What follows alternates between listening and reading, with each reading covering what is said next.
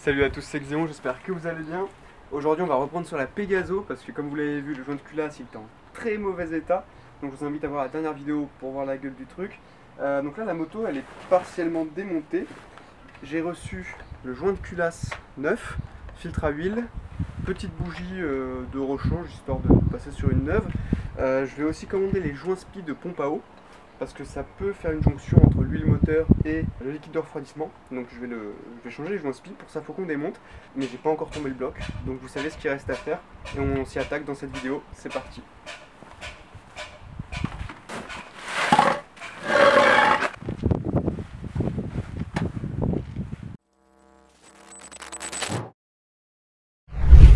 J'éteins la lumière noire, j'entends personne, mon cœur crame, là c'est mort, ça un genre, je suis tué. L'avenir est noirié, fais-moi un signe, laisse-moi voir des...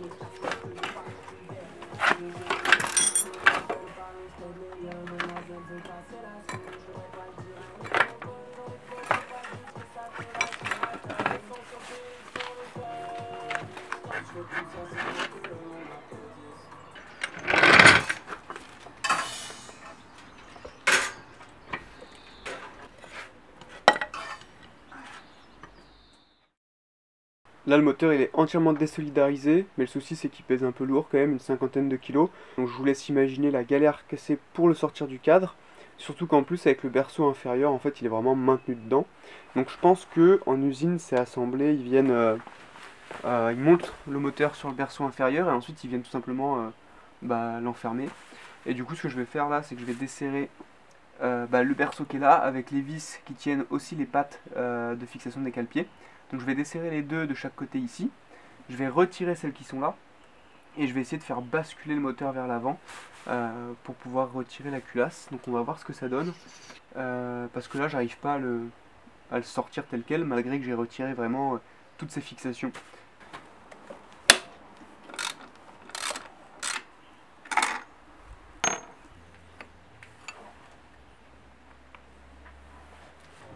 Si j'ai pas fait le choix de sortir les goujons du cylindre pour sortir la culasse, c'est tout simplement parce que j'avais pas j'avais pas assez de filets en fait pour faire écrou contre écrou et les desserrer. Voilà, c'est simplement pour ça, sinon je l'aurais sans doute fait. Donc là on va voir si ça bouge. Oui, ça bouge. Ça bouge mais le moteur va clairement se bouffer.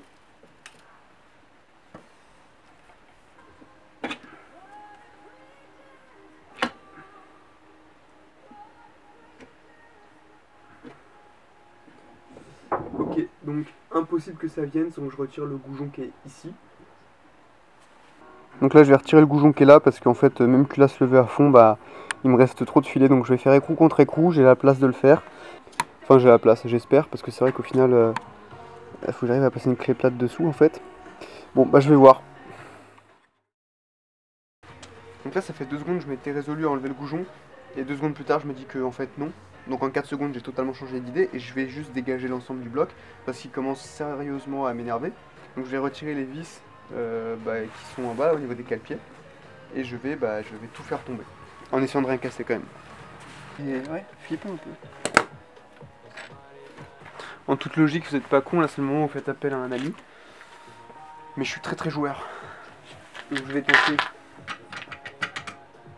Je vais pas tenter, je vais appeler quelqu'un.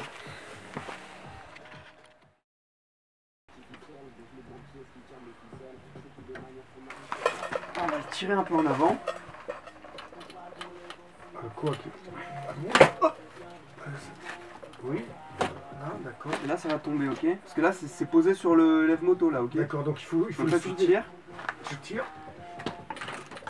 Là ça tombe. Ça tombe pas. Non, il y a la moto qui ça tombe. béquille. Ah, ça y est. Qu'est-ce qui va se passer? C'était posé sur la béquille? Bah oui, elle a empêché de descendre la béquille. Alors lui on va le recentrer. Voilà. Ouais ça va, tiens. Bon. Ben voilà. Et regarde, attention. Attention. Ah, magie. Oh ben elle est bien crade, oui, effectivement. Ah, T'as vu le joint de culasse? oh là. Regarde cette merde. Ah la merde. Pas tout trop. Mais il est Hein. encore attaché le moteur, comment tu l'as embarqué là? Il est pas attaché, non? Regarde. Ça. J'ai tout Ah attaché d'accord, avant. ok d'accord. Il est libre comme l'air. Oui, comme Max, il est libre Max. C'est Spirit. 1, 2, 3. D'accord. Je vais mettre un pied derrière. 1, 2, 2, 3. Ah tiens, ça pisse l'eau. Ça pisse l'eau rouillée. Super. Bah ouais. Le cylindre il est neuf. Tout il est neuf. Ça sent bon.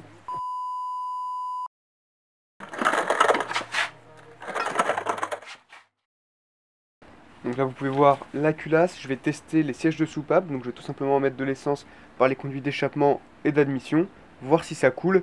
Si ça coule, je ferai un rodage des sièges de soupape, si ça coule pas, c'est nickel. Et bien sûr, avant le remontage, on fera un bon gros nettoyage de l'ensemble de la culasse, et on sera pas trop mal.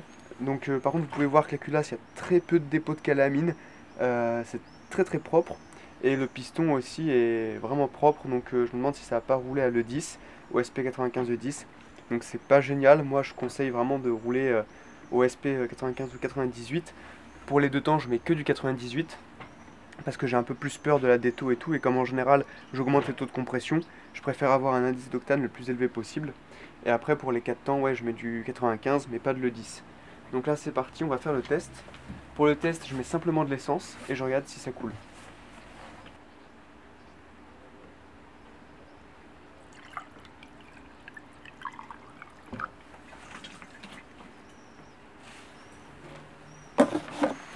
Super. Bon, bah je m'attendais pas à ça, il me faut absolument l'entonnoir. Putain, je suis en train d'en foutre partout.